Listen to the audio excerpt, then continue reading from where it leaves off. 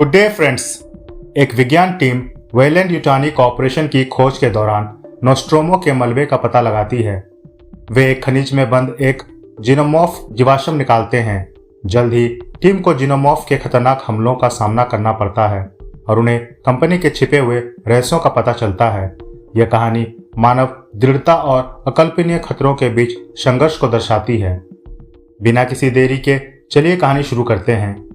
Film की शुरुआत 2042 ईस्वी में होती है।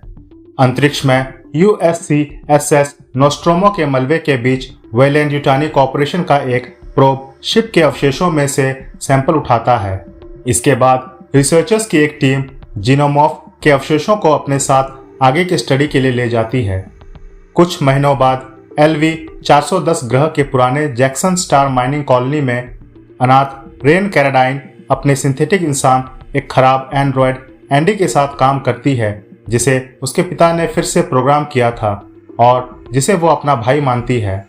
रेन अपने माइनिंग कॉन्ट्रैक्ट से निकलने की कोशिश करती है, लेकिन उसे बताया जाता है कि उसका कॉन्ट्रैक्ट 6 साल और बढ़ा दिया गया है। रेन देखती है कि कुछ बदमाश बच्चे एंडी को पीट रहे हैं, जिससे उसे मजबूरन एंडी को ठीक करना पड़ता है। कुछ समय बाद रेन को अपने एक्स बॉयफ्रेंड टायलर से एक वीडियो मैसेज मिलता है, जिसमें वो एंडी को एक गुप्त मिशन के लिए लाने के लिए कहता है। रेन और एंडी टायलर के बेस पर पहुंचते हैं, जहां वे उसकी बहन के, उनके कजन बियॉन और उसकी गर्लफ्रेंड और क्रू की पायलट नवारो से मिलते हैं। क्रू की योजना एक वीरान पड़े वेयलैंड-युटानी शिप में घुसकर क्रायोस्टेटिस पोर्ट्स चुराने की है, जो उन्हें सुरक्षित रूप से ग्रह युवागा तक ले जाएंगे, क्योंकि उन्हें इस सफर में 9 साल लगेंगे। उन्हें खास तौर पर एंडी की जरूरत इसीलिए है क्योंकि वह शिप के टर्मिनल को एक्सेस कर सकता है, चूंकि उसे भी वेयलैंड-युटानी द्वारा बनाया गया है। रेन पूरी तरह से तैयार नहीं है, क्योंकि उसे डर है कि वे मुसीबत में फंस सकते हैं और एंडी का इस्तेमाल किसी खतरनाक काम के लिए हो सकता है। लेकिन टायलर उसे मनाकर टीम में शामिल कर लेता है। वे 6 लोग एक माइनिंग क्राफ्ट कॉर्बेलन 4 नामक हॉलर पर सवार होते हैं और जैक्सन के स्टार के ऊपर उड़ते हैं, जहां वे सूरज को जितना करीब हो सके देखते हैं। फिर वे उस स्टेशन रेनेसांस पर पहुंचते हैं, जो 2 हिस्सों में बटा हुआ है, रोमुलस और रेमुस। एंडी टायलर और बियॉन के साथ पोर्ट्स ढूंढने जाता है। इस बीच रेन के की देखभाल करने की कोशिश करती है, क्योंकि उसने उल्टी की है। रेन को पता चलता है कि के प्रेग्नेंट है और वो किसी कमीने की वजह से है, लेकिन के रेन से कहती है कि टायलर को कुछ ना बताए। पोर्ट्स की तलाश में बियॉन एंडी के साथ बुरा व्यवहार करता है। नवारो रेन को बताती है कि बियॉन की मां एक ढहती हुई खदान में मर गई थी, क्योंकि एक सिंथेटिक ने उसे और 2 अन्यों को बलिदान कर दिया था, ताकि दर्जन से अधिक खनिकों को बचाया जा सके।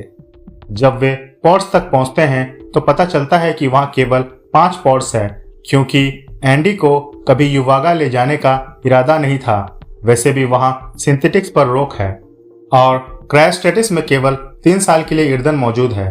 टायलर कुछ सोचता है और अपने स्कैनर का उपयोग करके क्रायोस्टेटिस के लिए फ्यूल मिलने की जगह का पता लगाता है।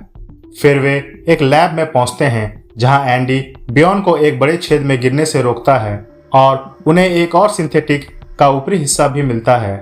टायलर और बियॉन आगे बढ़ते हैं और एक क्रायोजेनिक कमरे में प्रवेश करते हैं और क्रायोस्टेटिस के लिए फ्यूल निकालने की कोशिश करते हैं, लेकिन गलती से लॉकडाउन शुरू कर देते हैं, जहां जहाज ऑटोमेटिक इमरजेंसी लॉकडाउन में चला जाता है और वे अंदर ही बंद हो जाते हैं। एंडी गेट नहीं खोल पाता क्योंकि उसके पास एक्सेस नहीं था।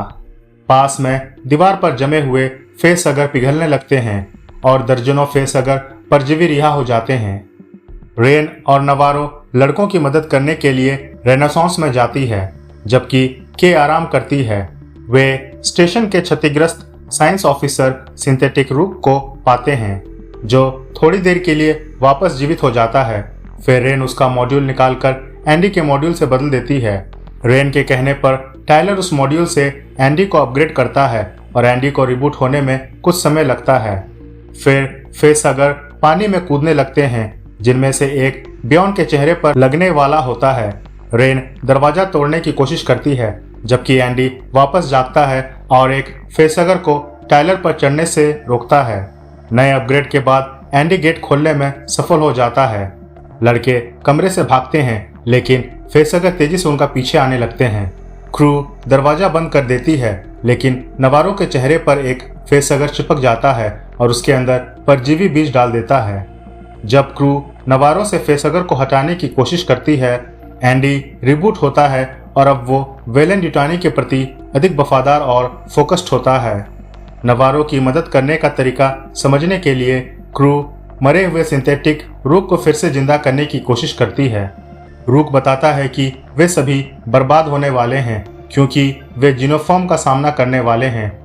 रूक दिखाता है कि एक जीनोफॉर्म का शव यहाँ पड़ा है जिसने नोस्ट्रोमो पर हमला किया था और रिप्ली द्वारा एयरलॉक से बाहर फेंक दिया गया था और रोमुलस के शोधकर्ता इसे जीवित पाकर मारे गए थे। जब इसे मार दिया गया तो इसके एसिड रक्त ने शिप को भी नष्ट कर दिया। रेन सुझाव देती है कि वे फेसहगर की पूंछ को क्रायोजेनिक जमा कर नवारो से हटा दें।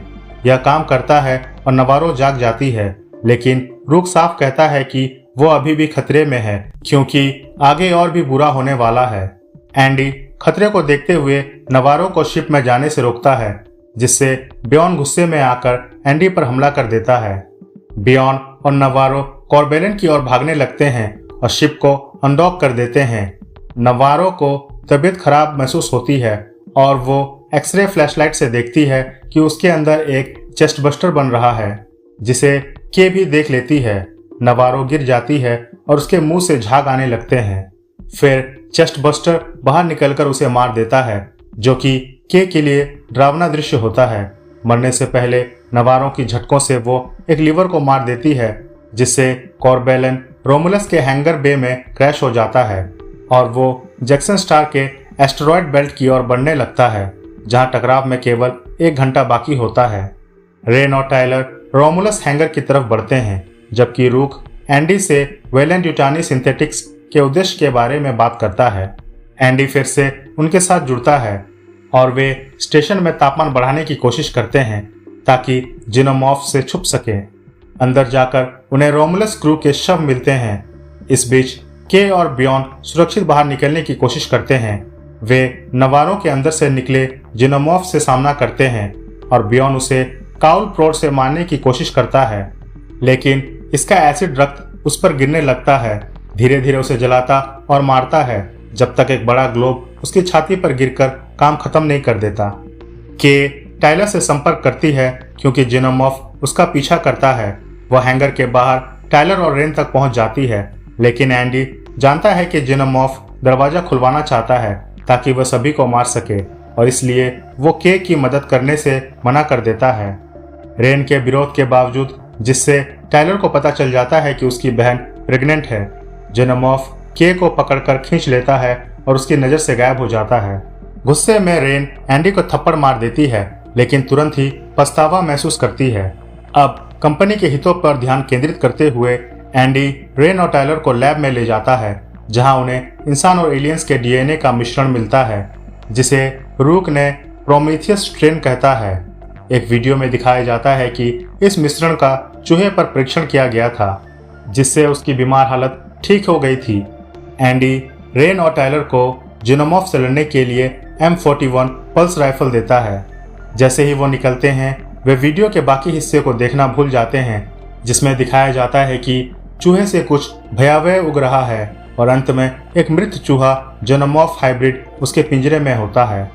तीनों एक गलियारे से गुजरते हैं, जहां उन्हें के जीनोमॉर्फ के कोकून में मिलती है, बेहोश लेकिन जीवित।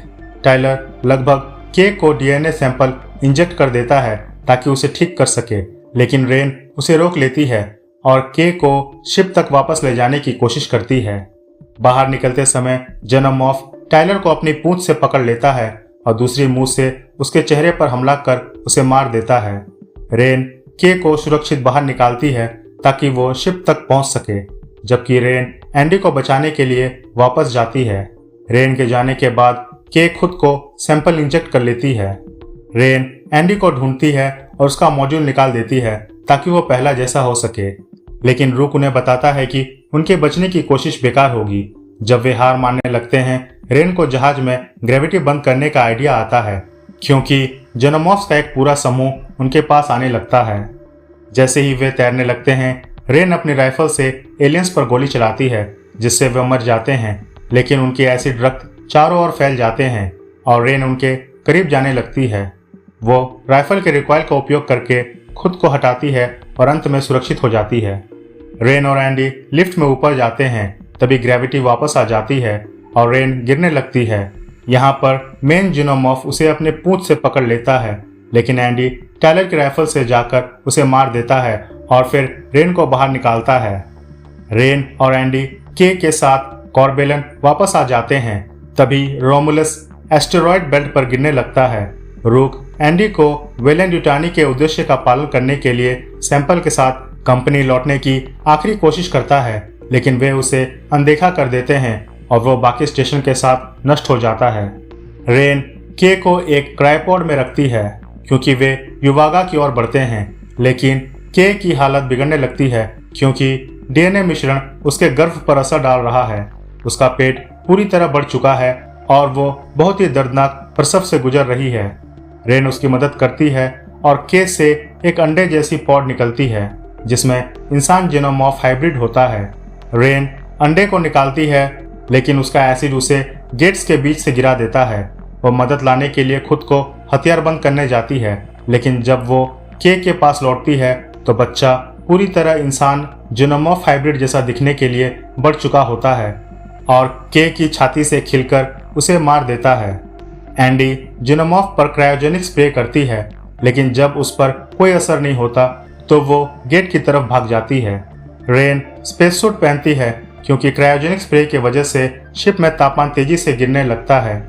वो शिप से कार्गो पोड को अलग करने की कोशिश करती है क्योंकि हाइब्रिड जीनोमॉर्फ के जन्म से हुए नुकसान के कारण यह एस्टेरॉयड बेल्ट की ओर गिरने वाला है। रेन पॉड को गिरने के लिए लीवर खींचना शुरू करती है, लेकिन जीनोमॉर्फ उस पर हमला कर उसे मारने की कोशिश करता है।